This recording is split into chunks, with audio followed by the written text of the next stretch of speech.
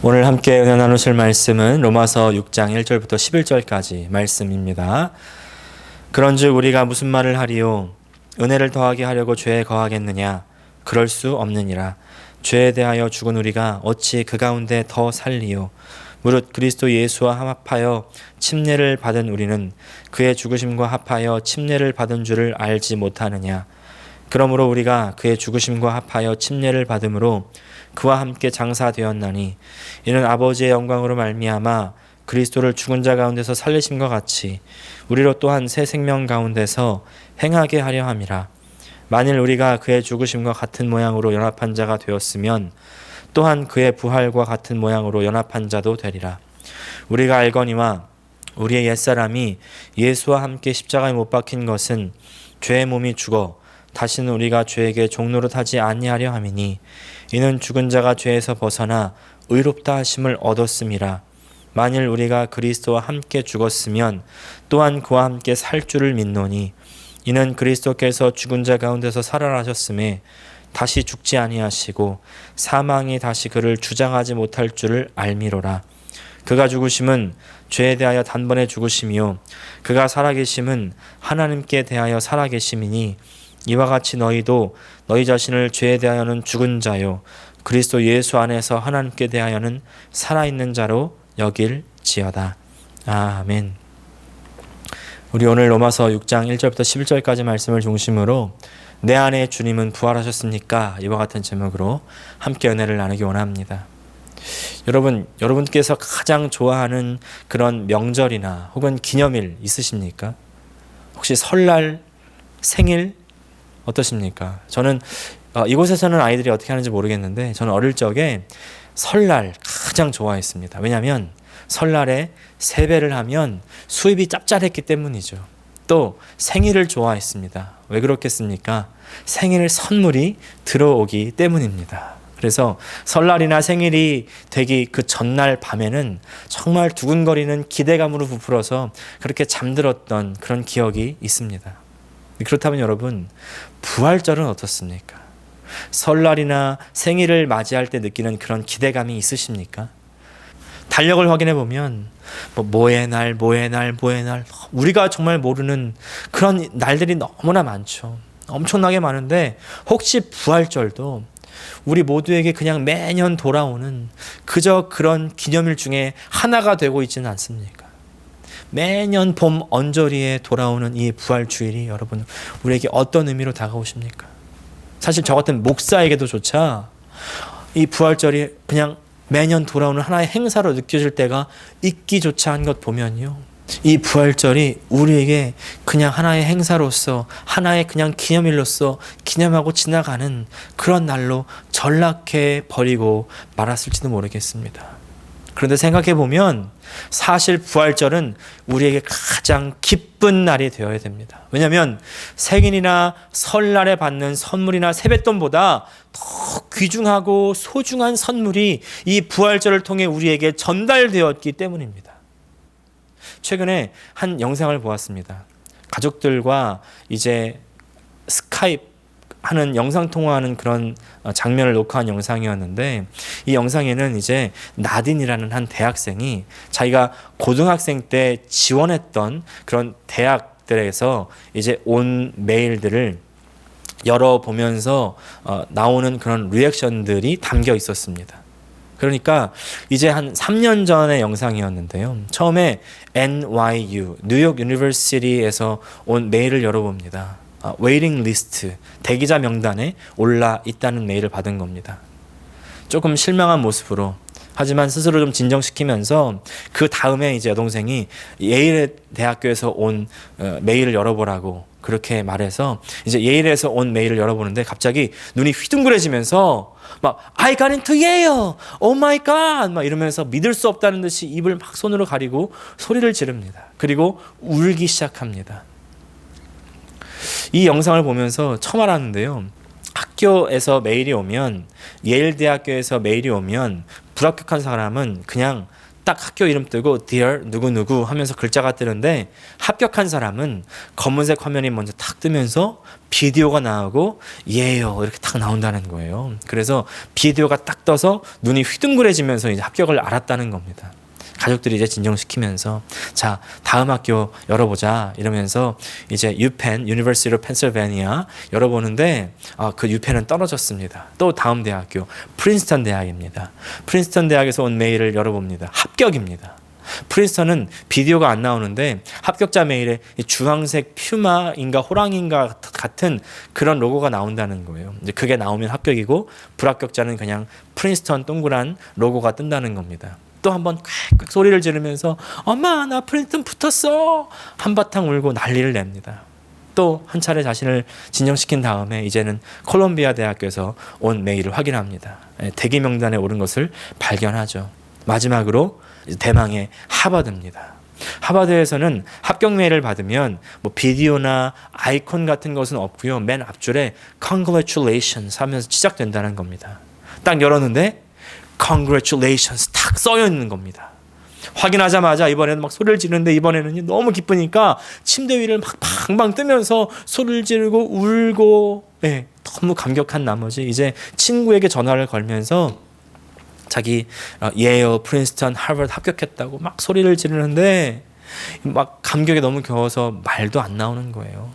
그러면서 자기가 엄마를 이렇게 부르시는지 몰랐다면서 새삼 다시 그 영상을 돌려보는데 깨달았다는 거예요. 자기 스스로 분석하기를 물론 공부를 자기를 위해서 한 것도 있지만 엄마를 위해서 한 것도 있었다면서 엄마를 기쁘게 하기 위한 것도 있었다면서 그래서 엄마 막 불렀던 것 같다고 이야기를 합니다.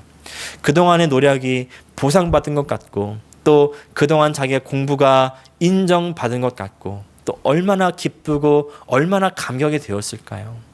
감격해서 엄마 이렇게 부르는 걸 보면서 이 학생이 미국에서 이렇게 잘한 걸 보면 미국인인데요. 참 한국적이다 이런 생각도 들었습니다. 저도 이 합격 영상을 보면서 같이 울컥하는 거예요. 뭔가 뭉클하기도 하고 또 옛날에 제가 대학교 합격했을 때 그때 생각이 나기도 하고요.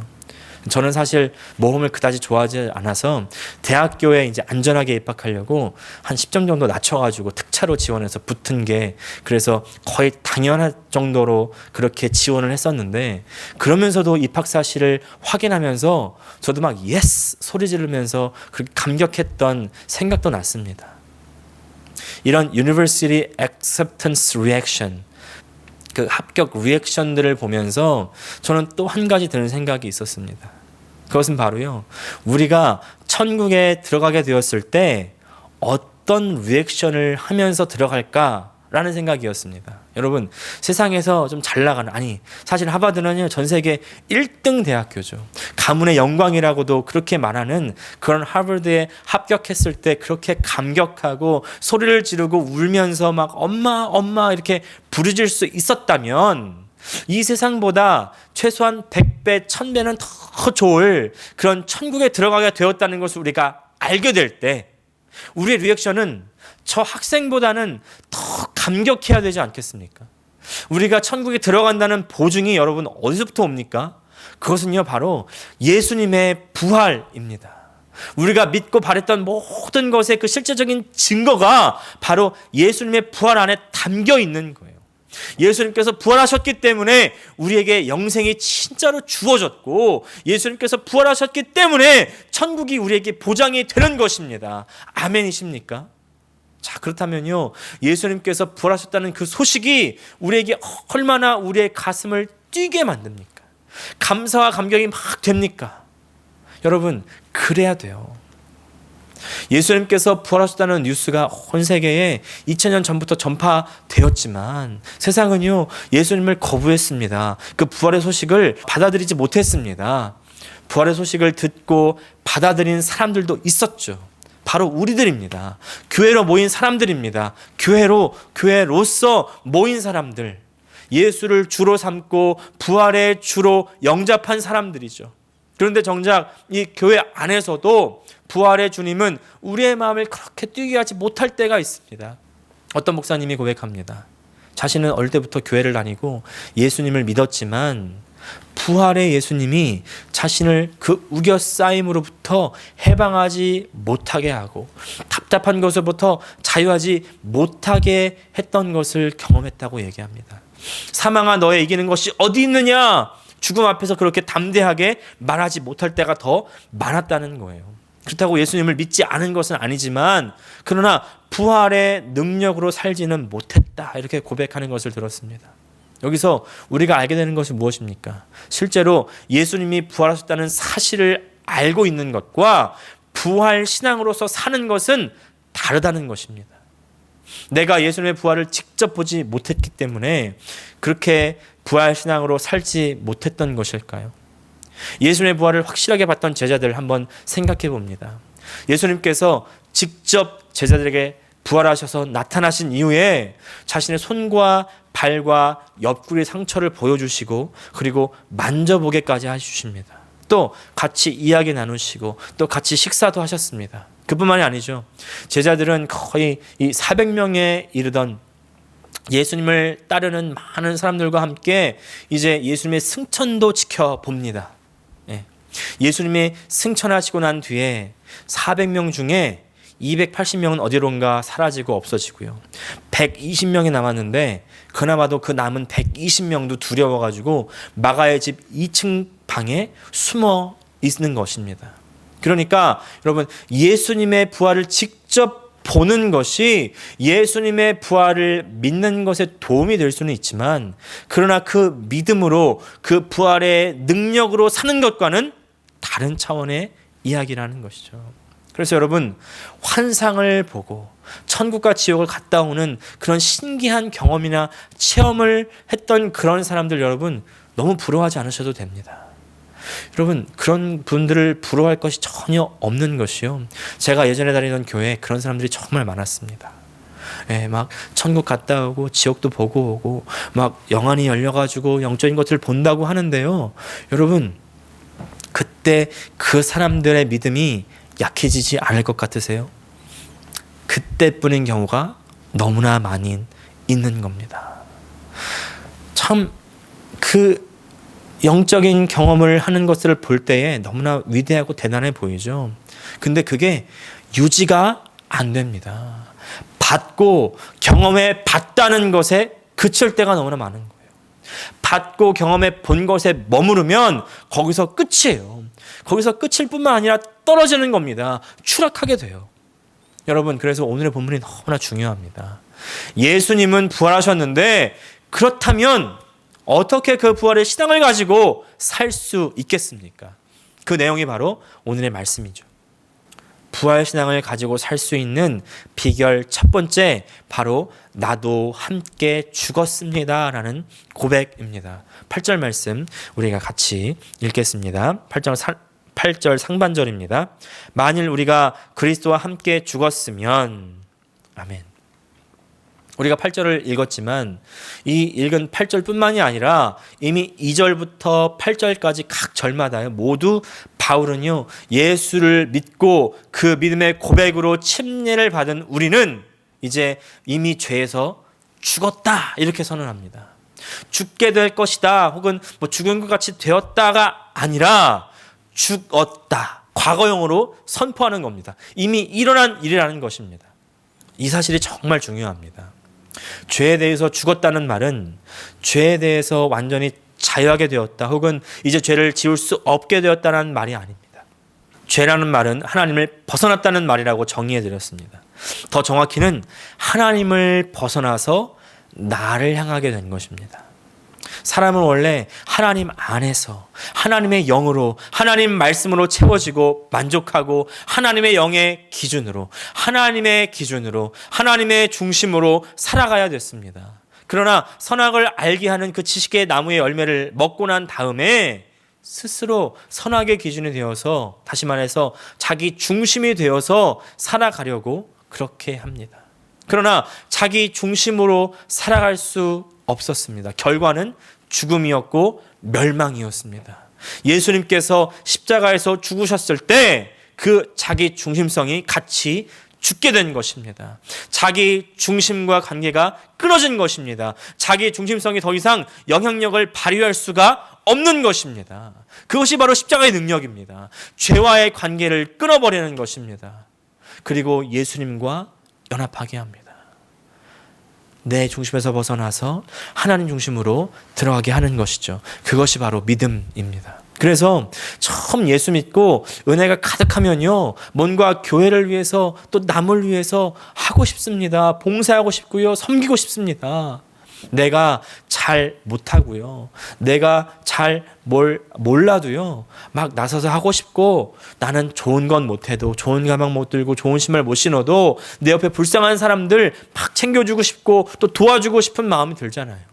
그래서 지금 내가 은혜 안에 있는가 아닌가를 바로 평가해 볼 수가 있어요. 내 삶이 지금 나만 바라보고 있다면, 나만 향하고 있다면, 여러분, 아직 나는 그 부활의 능력으로 살지 못하고 있는 거예요. 십자가의 능력으로 살지 못하고 있는 것입니다. 그 믿음의 능력으로 살지 못하고 있는 것입니다. 그런데 다른 사람을 향하고 있는지, 내 눈이 내 주변을 향하고 있는지 그것을 살펴보면 금방 나옵니다. 나를 바라보고 있는 사람은 살아있는 사람이에요. 다른 사람들을 바라보고 있는 사람은 반대로 죽은 사람입니다. 오늘 바울은요, 본문에서 침례에 대해서 이야기하는데, 침례라는 것은 죽었다는 것을 선포하는 것입니다. 물에 장사 지내는 거예요. 그래서 물 속으로 들어가는 것이 중요한 것입니다. 그래서 침례가 중요합니다. 장사 지낸 사람은 더 이상 죽었기 때문에 볼 수 없습니다. 볼 게 없어요. 그래서 다른 사람을 볼 수가 있는 것입니다. 나는 그리스도와 함께 죽었습니다. 그렇게 고백할 수 있는 저와 여러분 되시기를 축복합니다. 그런가 하면 부활신앙으로 살 수 있는 비결 두 번째는 그리스도와 함께 사는 것입니다. 8절 후반절 말씀입니다. 또한 그와 함께 살 줄을 믿노니. 중과 마찬가지로 오늘의 본문은 계속해서 우리가 그리스도와 함께 살 것을 이야기합니다. 그리고 9절은요, 예수님의 부활이 어떤 것인지를 우리에게 알려줍니다. 9절 말씀, 이는 그리스도께서 죽은 자 가운데서 살아나셨음에 다시 죽지 아니하시고 사망이 다시 그를 주장하지 못할 줄을 알미로라. 죽은 자 가운데서 살아났고 다시 죽지 않는 것입니다. 이 부활의 역사는 우리에게도 동일하게 이루어질 것입니다. 아멘이십니까? 그런데 중요한 점은요, 우리도 살아나고 그 다음에 다시 죽지 않게 될 것이지만 그 일이 예수님 안에서 일어난다는 겁니다. 예수님 안에서. 예수 밖에서는요, 아무리 다시 살고 안 죽어도 그곳은 지옥입니다, 여러분. 예수님 안에서 함께 산다는 것은 무슨 의미일까요? 그것은 예수님의 영으로 사는 것입니다. 로마서 8장 11절 보니까 예수를 죽은 자 가운데서 살리신 이의 영이 너희 안에 거하시면 그리스도 예수를 죽은 자 가운데서 살리신 이가 너희 안에 거하시는 그의 영으로 말미암아 너희 죽을 몸도 살리시리라. 아멘. 예수를 죽은 자 가운데서 살리신 이의 영, 바로 성령이 우리 안에 거하시고 그 성령으로 말미암아 함께 살아가는 그 사람이 마지막에 함께 살아날 것입니다. 하나님께서 그렇게 살려주시는 거예요. 아까 서두에서 본 그 나딘이라는 학생이 엄마 소리를 지르면서 I got into Harvard 이렇게 엉엉 울면서 감격해하죠. 나딘이라는 학생이 이렇게 그 영상에서 이렇게 말하죠. 자기가 여태까지 노력하고 공부했던 것을 인정받은 느낌이었다. 그래서 너무 좋았다. 우리 신앙인들에게는 천국으로 들어갈 때 어떠한 감격이 있겠습니까? 성령과 함께 살았던 그 세월들. 아마 세상에서 성령과 함께 성령의 인도하심으로 성령의 공급하심으로 동행하는 것이 세상의 이념과는 반대되기 때문에 아주 어렵고 어떤 때는 억울하고 어떤 때는 더 이상 이렇게 못 살겠다 그렇게 싶을 때도 있었을 것이죠. 그러나 끝까지 견디고 참아왔던 사람들, 끝까지 성령과 동행하면서 살았던 그 사람들은 마지막 때 부활의 영광을 바라보는 그때에 아버지, 하나님, 주님, 예수님 막 소리치면서 그렇게 들어갈 수 있게 되지 않겠습니까? 저는 꿈꿉니다. 함께 예배하는 우리 모든 성도들이 그 영광의 날에 정말 환호성을 지르면서 예수님, 예수님 외치시면서, 마치 예수님께서 예루살렘 입성할 때 사람들이 호산나 막 그렇게 소동을 일으켰던 것처럼 우리도 막 호산나 예수여 주여 그렇게 감격하며 주님을 부르짖으면서 그렇게 들어갈 수 있게 되기를 꿈꿉니다. 그러려면요, 함께 살아야 되지 않겠습니까? 성령과 함께 살고 성령과 함께 동행해야 되지 않겠습니까? 그런데 함께 산다고 할 때, 동행한다고 할 때 우리가 놓치지 말아야 할 한 가지가 있습니다. 그것은 바로 부활 신앙으로 살아가기 위한 비결 세 번째는요, 바로 함께 살지만 하나님의 종으로서 살아가야 한다는 것입니다. 종으로 살아가야 합니다. 제가 대학생 때입니다. 하루는 저보고 어머니께서 여기 좀 앉으라고 얘기 좀 하자고, 그래서 이제 저 바쁘다고 약속했다고, 친구 만나러 가야 된다고 그렇게 말씀했더니, 야, 너 그렇게 살면 안 돼. 그렇게 살면 혼자 나가서 살아. 네, 그러는 거예요. 가족끼리 같이 밥도 먹고 무슨 일이 있었는지 얘기도 하고 그래야지 가족이지. 혼자서 그렇게 밤에 들어왔다가 또 아침에 눈 뜨면 나가고 내가 너 식모냐? 이렇게 말씀하시는데, 그래서 일주일 중에요, 하루를 정해서 안 나가고 가족들끼리 식사하면서 대화도 하는 날로 삼았던 그런 기억이 있습니다. 왜 가족끼리 같이 살아도요, 서로 별로 신경도 안 쓰고 하루 종일 말도 안 하고 그렇게 살 수도 있는 거예요. 서로 방에 처박혀가지고 서로의 핸드폰에만 집중할 수도 있는 겁니다. 같이 사는 거지만 같이 안 사는 것이죠. 이건 같이 사는 게 아닙니다. 하나님과의 관계도 똑같을 수 있습니다. 내 안에 하나님 모셔놓고 일주일에 한 번 주일 예배 때 마음의 방문을 열고서, 하나님 잘 계셨죠? 그리고 일주일 동안 또 다시 방문 닫아놨다가, 하나님이 중간에 잠깐 나가가지고는, 현수야, 이거는 이렇게 하고 저거는 안 하면 안 되지 않을까? 이렇게 말씀하시면, 하나님 지금 제가 하고 있는 것 먼저 해야 되거든요. 이거 정말 중요한 거예요. 모르면 가만히 좀 계세요. 그리고 방문을 닫고 아예 잠궈버립니다. 혹시 이런 걸 우리가 일상생활 동안에 하고 있지는 않습니까? 이게 뭐예요? 이게 내 중심으로 사는 겁니다. 그것이 죄입니다. 그리고 내 중심으로 사는 것이 좋은 건 줄 알았는데, 다들 그렇게 하니까 괜찮은 건 줄 알았는데, 알고 보니까 그것이 바로 죄의 종으로 살고 있었던 것이었습니다. 그리고 예수님의 십자가는 나를 그 죄의 종에서 자유케 해 주시는 것입니다. 6절 말씀입니다. 우리가 알거니와 우리의 옛사람이 예수와 함께 십자가에 못 박힌 것은 죄의 몸이 죽어 다시는 우리가 죄에게 종노릇하지 아니하려 함이니. 그리고 나서 예수님의 부활은 우리를 하나님과 함께 살게 해주십니다. 11절 말씀입니다. 이와 같이 너희도 너희 자신을 죄에 대하여는 죽은 자요 그리스도 예수 안에서 하나님께 대하여는 살아있는 자로 여길지어다. 죄의 종에서 자유케 됐다는 소리를 우리는 하나님으로부터도 자유로워졌다고 착각하면 안 됩니다.